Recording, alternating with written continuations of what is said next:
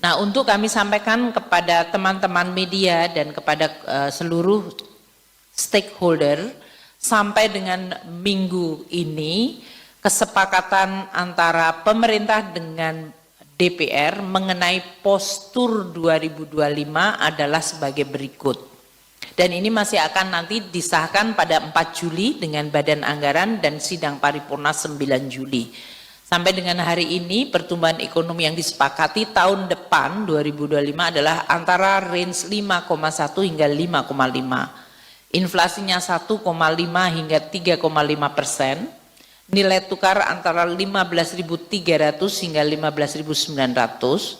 Suku bunga 6,7 hingga 7,2. Dan harga minyaknya adalah 75 hingga 85 dolar per barel. Lifting minyak 580.000 dan 605.000 barel per hari. Lifting gas adalah 1.003.000 hingga 1.047.000 barel per hari.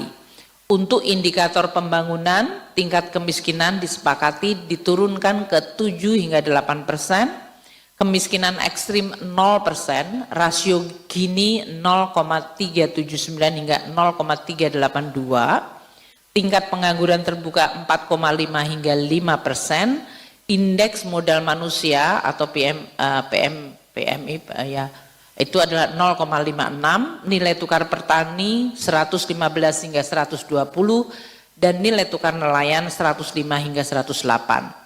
Postur APBN 2025 yang sudah dibahas di dalam KEM PPKF, baik asumsi dengan Komisi 11, Komisi 7 untuk harga minyak, dan dengan Badan Anggaran adalah yang ada di bawah. Pendapatan negara di dalam range 12,3 hingga 12,36% dari GDP, belanja negara 14,59 hingga 15,18% dari GDP, keseimbangan primer antara 0,15 defisit hingga 0,61% defisit dari GDP, dan defisit antara 2,29 hingga 2,82. Dengan kesepakatan ini nanti kami akan menyusun RAPBN 2025 yang akan disampaikan oleh Bapak Presiden Jokowi kepada sidang paripurna DPR tanggal 16 Agustus.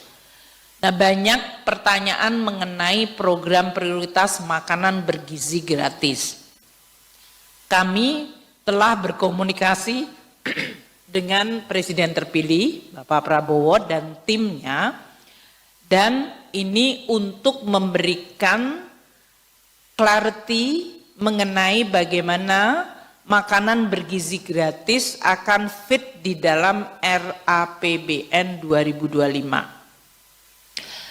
Presiden terpilih Bapak Prabowo telah menyampaikan bahwa beliau menyetujui bahwa pelaksanaan program makanan bergizi gratis MBG dilaksanakan secara bertahap. Dan untuk tahun pertama pemerintahan beliau, tahun 2025 telah disepakati alokasi sekitar 71 triliun di dalam RAPBN 2025. Nah, teman-teman wartawan tadi sudah lihat di dalam slide sebelumnya, angka 71 triliun itu ada di dalam range postur defisit 2,29 hingga 2,82. Jadi kembali ke slide selanjutnya, angka 71 triliun bukan merupakan on top di atas itu, tapi sudah di dalamnya, dan nanti kita akan susun pada saat kita menyusun RUU APBN 2025 yang akan disampaikan oleh Bapak Presiden Jokowi tanggal 16 Agustus. Detail mengenai program makan bergizi gratis ini nanti akan dijelaskan oleh tim dari Presiden terpilih. Namun untuk postur APBN sudah kita masukkan dan sudah disepakati oleh Bapak Presiden terpilih, yaitu dimulai bertahap dengan anggaran awal 71 triliun.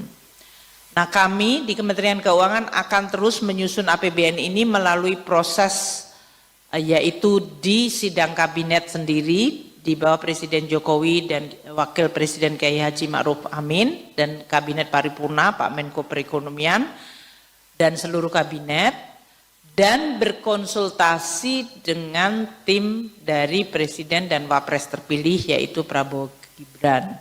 Ini semuanya dilakukan mengikuti siklus APBN yang diatur dalam Undang-Undang Keuangan Negara dan akan dibahas secara transparan dengan DPR untuk mendapatkan persetujuan Undang-Undang APBN. Mungkin itu yang ingin sampaikan. Saya tegaskan kembali bahwa APBN dikelola secara hati-hati dan tetap menjadi instrumen yang dijaga sustainabilitasnya dan kesehatannya, karena ini adalah instrumen penting yang akan menjadi andalan bagi pemerintah, baik pemerintah hari ini maupun pemerintah yang akan datang. Dan selama ini komunikasi kami berjalan dengan baik untuk tetap memiliki komitmen terhadap pengelolaan fiskal yang prudent, hati-hati, dan tetap sehat serta sustainable. Demikian dari saya, kami serahkan kembali kepada Pak Menko.